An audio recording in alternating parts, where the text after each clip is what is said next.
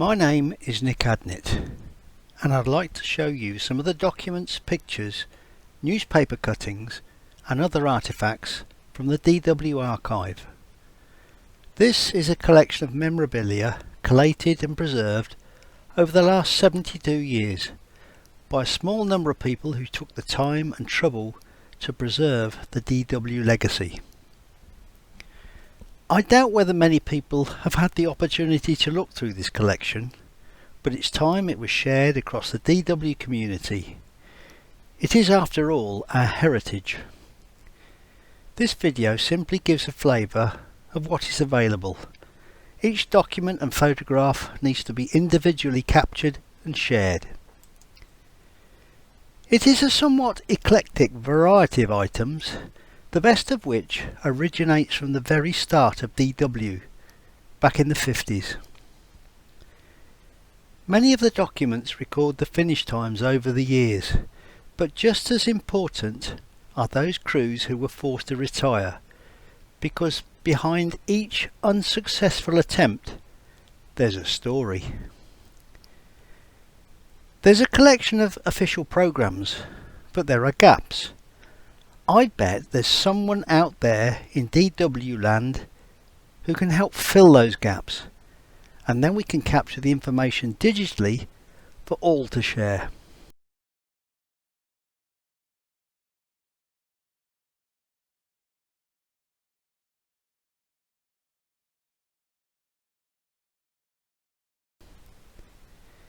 This is just one of many attempts to collate help and advice.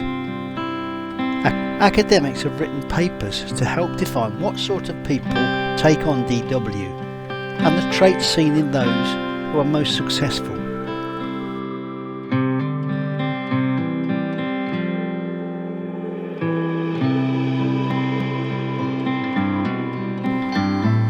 Some of the most exciting items are a number of scrapbooks, the first of which holds stuff from the event's conception to the early 60s.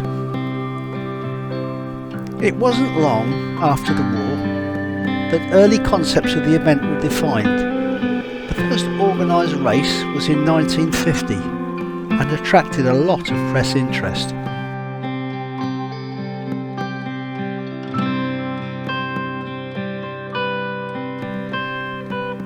The first set of rules were defined, and paddlers set about trying to build lightweight, sturdy boats with whatever was available at the time.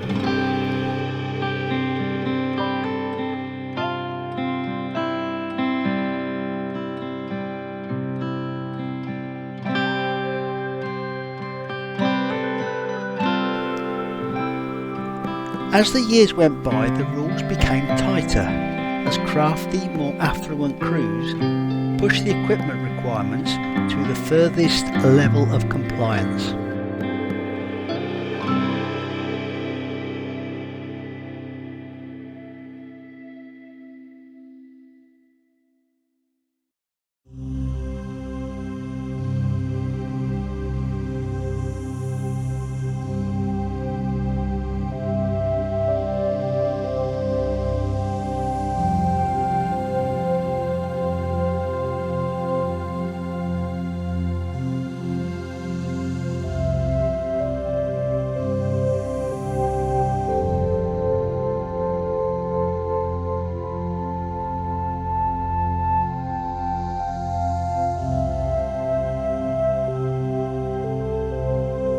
Plywood began to replace canvas on frame boat constructions, and the finish times began to fall. Crews refined their game plan. The popularity of the event began to grow.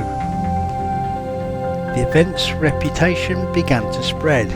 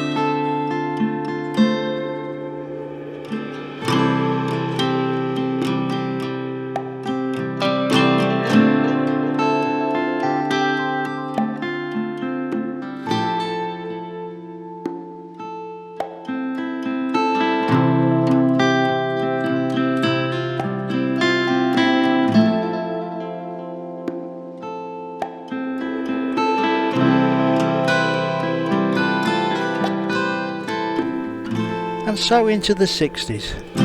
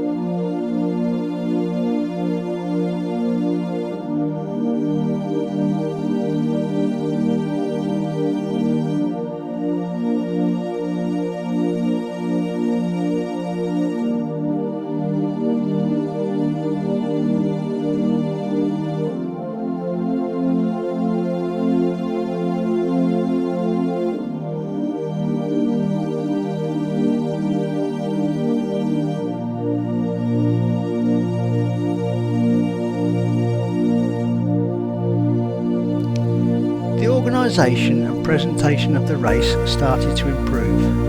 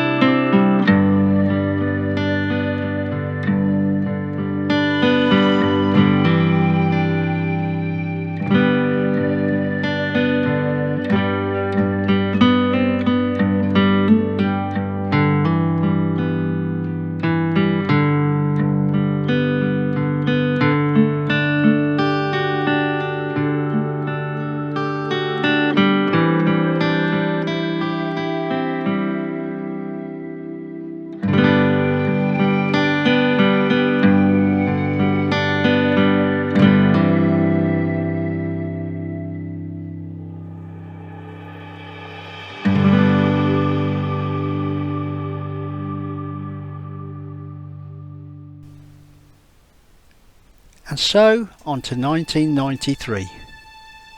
But hold it, what happened between the end of the last book in 1971 and the start of this one in 1993? A gap of 22 years. Are there other scrapbooks gathering dust in dark corners? Or perhaps no one recorded those missing decades?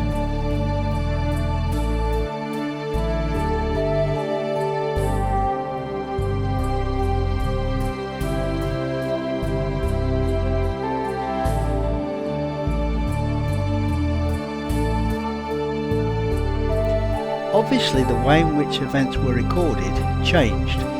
Cameras became more affordable and readily available for a start, as did the cost of colour printing.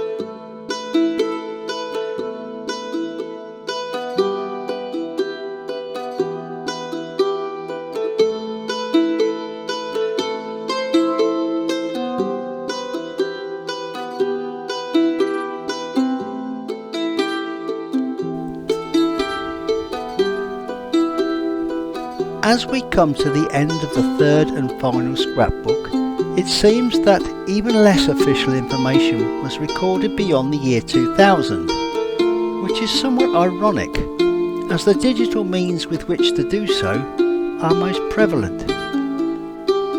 But we can fill the gaps. I can't imagine there's a DW crew out there who hasn't recorded their personal adventure. Event aficionados, support crews, volunteers, schools, clubs, parents, the media, photographers, you are all out there. What can you contribute to enhance the DW story? Videos, pictures, press cuttings, stories, blogs, personal accounts, documents and programmes. We need to build a digital archive to ensure an accurate, complete history of the Devizes to Westminster International Canoe Race, an annual event in which we all share a common bond.